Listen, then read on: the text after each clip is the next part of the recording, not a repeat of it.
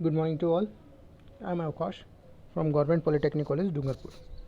Today we are going to discuss about the last chapter of Design of Steel Structure of third year Civil Engineering, that is plastic analysis. So the following will be our content for the discussion of this chapter, that is introduction, plastic hinge, plastic section modulus and shape factor, collapse mechanism, determination of collapse load. Okay, in our syllabus there are only initial three topic, so we will cover only three topics. Okay, so let's get started. First of all, introduction. Actually plastic analysis में क्या होता है वो हम देखते हैं. देखिए, elastic अगर हम देखते हैं, जैसे स्ट्रेस स्ट्रेन का और हमने देखा होगा किसका, अगर मान लो अपन स्टील का देखते हैं तो आपको पता होगा एक जो एक हुक्स लॉ कहाँ तक वैलिड होता है वो आपको पता है. तो वो इलास्टिक मटेरियल होता है जिसके अंदर अगर उस लिमिट के अंदर, विद इन प्रोपोर्शनलिटी के अंदर, लिमिट ऑफ प्रोपोर्शनलिटी के अंदर अगर हम लोड रिमूव करते हैं, the material will regain its original shape. Okay, लेकिन हम अगर उसका पूरा स्ट्रेस स्ट्रेन कर्व देखते हैं तो उसके बाद भी उसके अंदर काफ़ी स्ट्रेंथ बाकी होती है, क्योंकि उस पॉइंट के बाद आपको पता हो तो वो अल्टीमेट स्ट्रेंथ अचीव करता है. And it goes a very large strain under this condition. So हम उस जो बचे हुए स्ट्रेंथ है उसको भी अगर यूज़ कर ले तो वो क्या कितना लोड ले पाएगा, ये सब के बारे में हम देखते हैं. तो ये देखें, अगर आप लेफ़्ट में देखेंगे तो इलास्टिक लिमिट वाला जो इलास्टिक है, और ये है इलास्टो प्लास्टिक मटेरियल का ग्राफ है. ओके, अजम्पशंस क्या होते हैं इसमें. Plane section remain plane in plastic condition, जो हमें पहले पता था. Plane section remain plane even after bending, जो आपको पता होगा. ठीक है, तो इसके अंदर भी हो. Stress strain relation is identical both in compression and tension.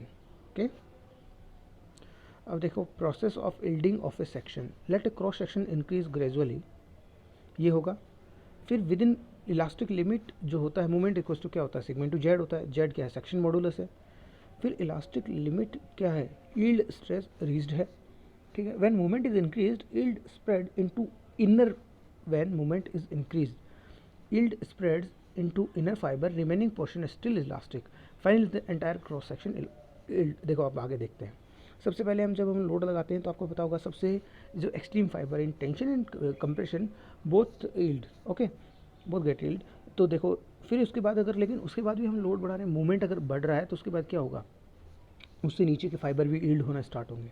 Yield होना स्टार्ट हो रहे हैं, देखो, फिर आखिरी में सारे फाइबर यील्ड हो जाएंगे.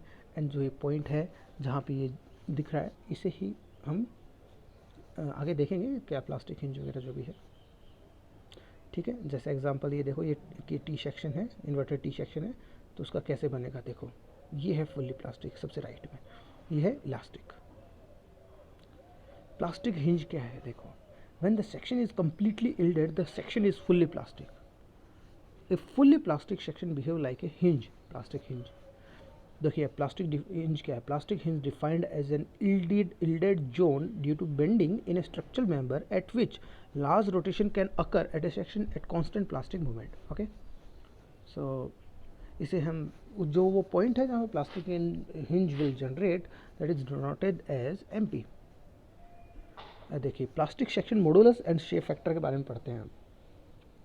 The moment at which the entire section is under yielded stress. देखो, ये अपन कंप्रेशन को टेंशन की इक्वल कर रहे हैं तो क्या होगा, फोर्स का फॉर्मूला क्या होता है. देखो, फोर्स का फॉर्मूला क्या होता है, कोई भी स्ट्रेस इनटू एरिया.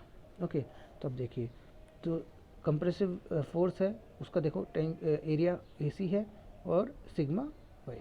ठीक है, उसको एरिया से कर देंगे और ये हो गया. तो अब देखते हैं अपन, एरिया दोनों तरफ कितना है, A/2 है.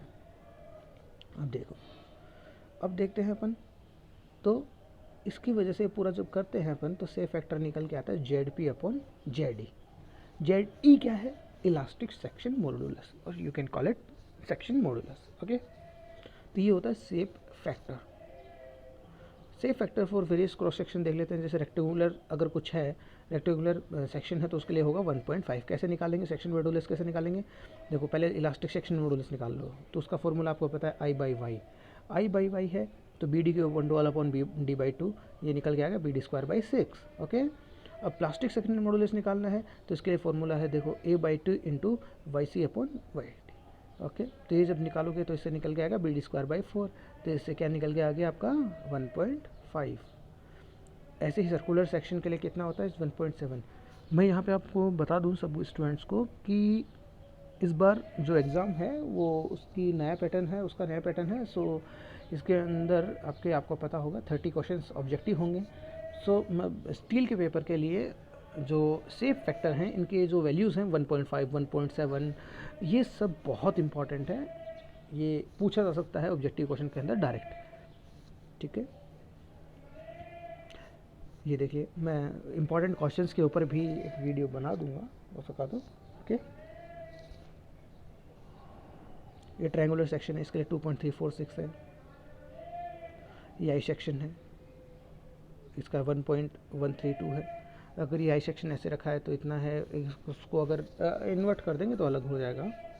अब देखते हैं कॉलेप्स मैकेनिज्म क्या होती है। Beam mechanism, determine beam and frame collapse after first plastic hinge. ये देखते हैं, देखो तो यहाँ पे इसके मिडल के अंदर जहाँ पे लोड लगा वहाँ पे तो हिंज जनरेट होगी।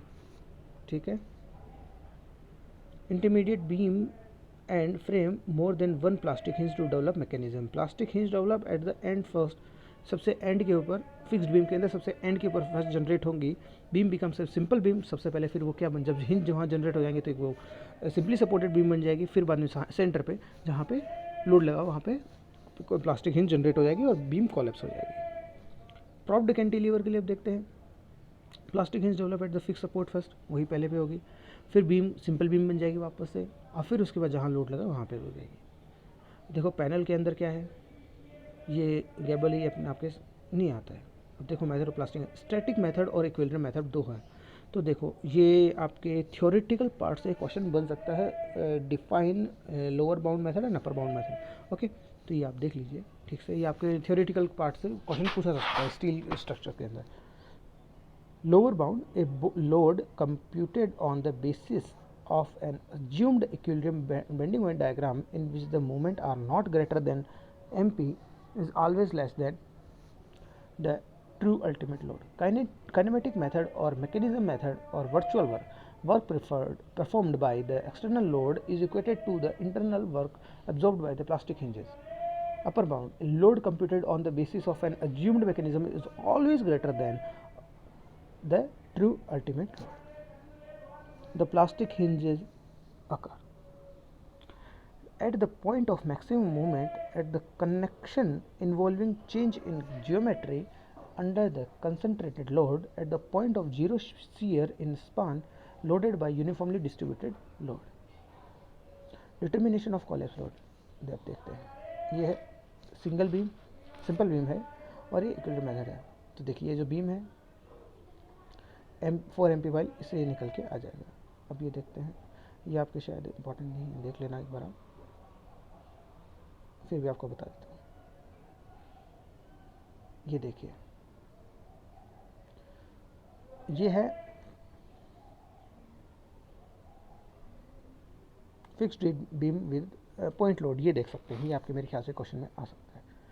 तो इसके लिए पहले वर्चुअल वर्क देखते हैं, तो कितना होगा, जहाँ के ऊपर लोड लगा हुआ है WU इंटू L/2, इधर ये ट्रायंगल है, इंटू थीटा वर्क किया गया है, इक्वल्स टू कितना होगा, जो इसको रोक कौन सा रहा है, MP equals to MP into theta, इधर लेफ्ट और राइट सेंटर का 2 थीटा, तो यहाँ से निकल के आ जाएगा W इक्वल्स टू 8 MP/L। ठीक है, तो यही है plastic analysis. Okay, so this is it from my side, thank you so much.